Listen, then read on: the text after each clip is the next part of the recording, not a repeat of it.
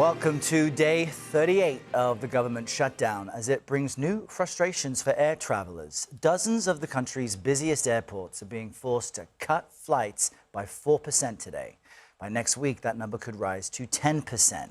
More than 1,300 flights into and out of the U.S. have already been canceled or delayed. The president of the Air Traffic Controllers Union joined the takeout last night and says more problems are ahead if this shutdown drags on.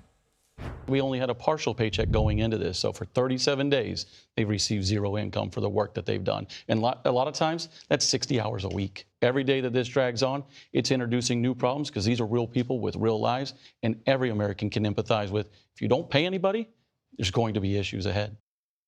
CBS News' Jarred Hill is here with the latest on what very well could be travel chaos. Jarred, good morning. That's going to be one of the big questions, Errol, with all of this, because it's such a quick turnaround for everybody involved, from the airports, the airlines, and then, of course, the passengers, right, with all of this.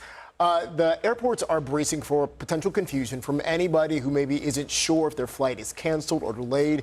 The airlines say that they started reaching out yesterday for today's cancellations.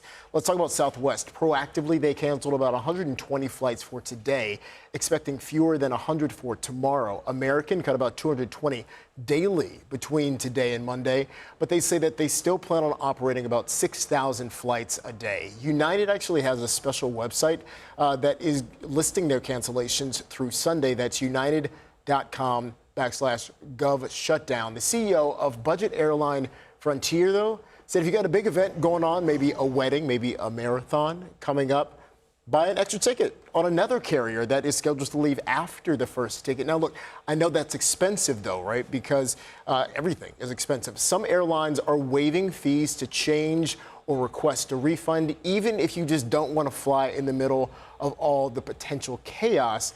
But not all cancellation policies are created equal. So check with your specific airline. And then with so much uncertainty happening in the skies, there are actually some people who are saying, forget it, I'm gonna drive. Hertz Rental Car Company, get this, is reporting a 20% increase in one-way rentals just this weekend. People trying to get creative and come up with what they can. You gotta do what they can. Great advice there, Jarred. Thank you very much. Thanks.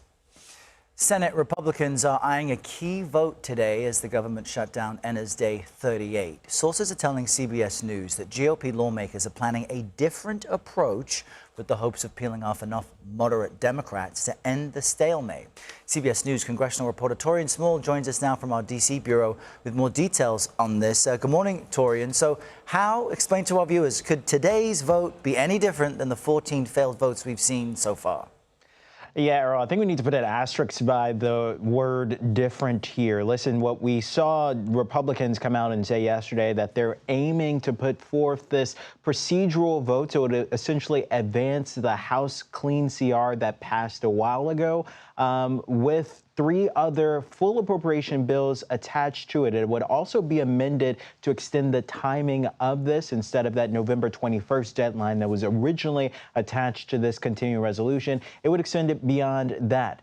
The potential problem here with how different it is, this comes with the promise that a separate vote on that health care subsidies that Democrats have been arguing for will be made at a later date. This doesn't marry the two together. That's probably the reason why there's so much skepticism that we're seeing from Democratic lawmakers on whether or not they'll be supporting this moving forward.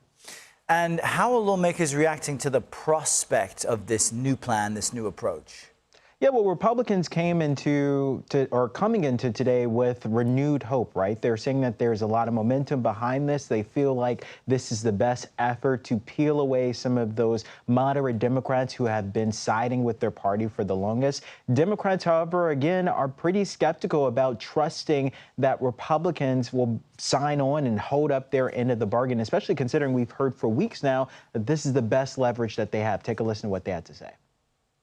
I'm hearing positive comments about some of the appropriations language, but I do think it could produce additional pressure, and I think that's good. There is no reason that we should have a separate vote on extending the health care tax credits. It ought to be part of whatever government funding agreement there is. Further complicating this is the fact that House Speaker Mike Johnson has not committed to a separate standalone bill to increase or extend those health care subsidies. And also there's the Donald Trump factor. Democrats are still untrusting of the president, and that's just one of the demands that they have. They also want to ensure that they can add guardrails to what the president can roll back what has already been appropriated, Errol. All right, Taurean Small from our D.C. bureau with all the latest. Taurean, thanks. A federal judge has ordered the Trump administration to fully fund federal food assistance and restore its benefits for 42 million Americans. That judge criticized the administration for ignoring his order last week to quickly restart payments for SNAP.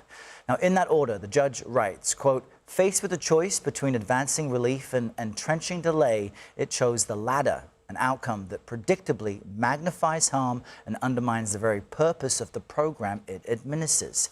CBS News correspondent Natalie Brand joins us from the White House with more on this news. Natalie, good Friday morning to you. Tell us more about this latest ruling and how the administration is reacting, and I guess what this means for folks at home waiting for these funds.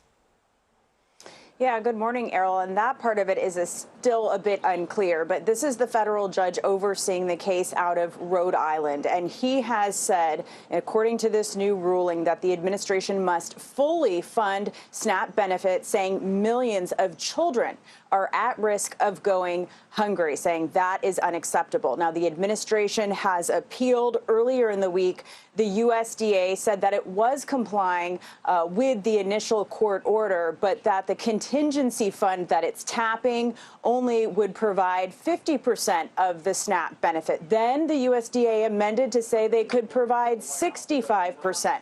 But again, the judge says this is not enough, especially since that reduced benefit has caused a huge administrative headache and delays for the states trying to implement this and rework formulas.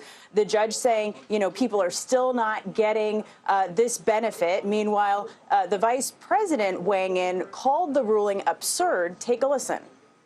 It's an absurd ruling because you have a federal judge effectively telling us what we have to do in the midst of a Democrat government shutdown, which what we'd like to do is for the Democrats to open up the government. Of course, then we can fund SNAP, and we can also do a lot of other good things for the American people. But in the midst of a shutdown, we can't have a federal court telling the president how he has to triage the situation. Now, the judge, meanwhile, accuses the Trump administration of withholding the SNAP benefits for political purposes, even referencing a social media post by the president earlier this week saying that SNAP benefits would not be given until the shutdown ends.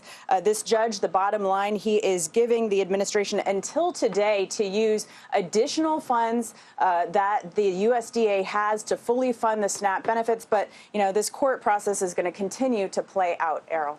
Wow, pretty remarkable. Natalie Brand with the latest. Thank you.